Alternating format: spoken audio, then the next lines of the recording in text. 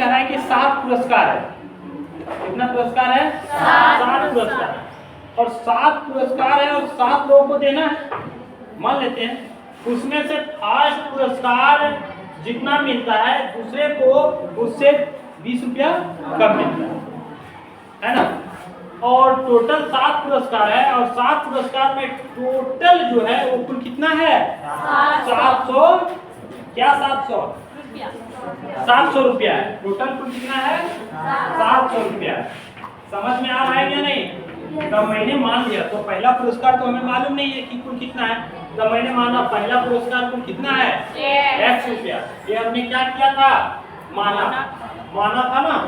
यहाँ लिख देंगे माना, इसलिए माना पहला पुरस्कार इक्वल टू कुल कितना? x रुपया। इसको दूसरे तरह से भी आप बना सकते थे। अब यहाँ पे देखेंगे हम क्या बनाते हैं। ये इक्वल टू कुल कितना हो जाएगा? x। d इक्वल टू कुल कितना हो जाएगा? बता बच्चों, -20 होगा। कैसे होगा? इधर देखो x -20 और इसमें कुल कितना सब कर देंगे? -x कटेगा कुल कितना हो गया? -20 और n इक्वल टू कुल कितना हो गया? 7 तो है क्या नहीं? अब हमें क्या निकालना है? S7 एक चीज और लिख देते हैं। S7 इक्वल टू कुल कितना हो गया? 700। कुल कितना हो गया? 700। तो प्रत्येक पुरस्कार निकालना है कि ये 7 को जो पुरस्कार दिया गया है तो कुल कितना कितना दिया गया, यानी A1 A2 A3 A4 A5 और A7। तो अगर कहीं x निकल जाता है, x -20 करेंगे, x -40 करेंगे, इस तरह से सब 7 पुरस्कार निकल जाएगा क्या नहीं? इस तरह से निकाले कुल पहला पुरस्कार, दूसरा पुरस्कार, तीसरा पुरस्कार। अगर कहीं यहाँ लिखना चाहते तो आप लिख लो चौथा, एक पहला दूसरा तीसरा, एक कुल कितना हो जाएगा? x -60 चौथा, x -80 सातवां, कितना हो गया? पहला दूसरा तीसरा चौथा पांचवा, उसके बाद छठा, उसके बाद कुल कितना हो जाएगा बच्चों? 100 120 कुल कितना? 120। यही ना? यही हुआ क्या नहीं? और 7 पुरस्कार के बारे में लिख दिया। अब अगर कहीं चाहते हो तुम तो इसमें दिया हुआ है डायरेक्ट फार्मूला हम बैठा सकते हैं। Sn इक्वल टू, तो Sn के जगह नहीं लिखेंगे बल्कि क्या लिखेंगे? S7। क्या होगा बच्चों? ये n/2 यानी कुल कितना? 7/2। और यहाँ पे क्या लिखेंगे? ये का वैल्यू कुल कितना है? S है। और प्लस क्या होता है? an मतलब लास्ट टर्म। तो लास्ट टर्म यहाँ कुल कितना है? s -20 s -120 ना बेटा, x -120। तो ये दोनों देखेंगे, इसका वर्क करेंगे। S7 का वैल्यू दिया हुआ होगा तो कितना है? 700। यहाँ पे कुल कितना लिखते हैं? 700। यहाँ पे कुल कितना है?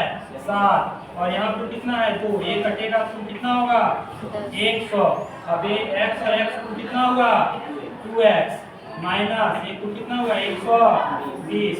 अब ये 2 इधर आ जाएगा, यहाँ पे मल्टीप्लिकेशन हो जाएगा। तो ये कुल कितना हुआ? 200 इक्वल टू ये कुल कितना हुआ? 2x -120। ये लिखते हैं। आगे यहाँ पे हम सॉल्व करते हैं तो ये कुल कितना हुआ? 2x कुल कितना? 2x। इसको हम उधर ले जाते हैं। 200 plus 120 equal to x equal to कुल कितना होगा?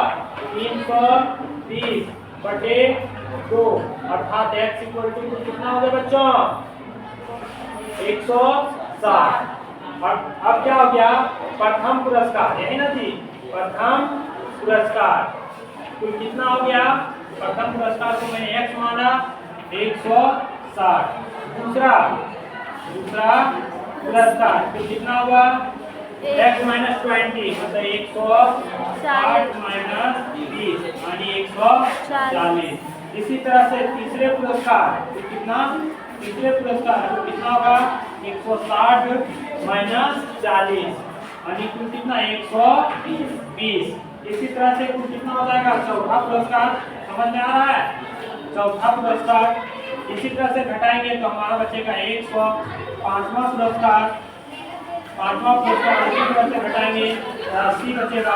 छठा पुरस्कार आपका बचेगा 60 और सातवां पुरस्कार बचेगा 40 40। और सबको जोड़ दोगे ये सबको सब टोटल आ जाएगा 700।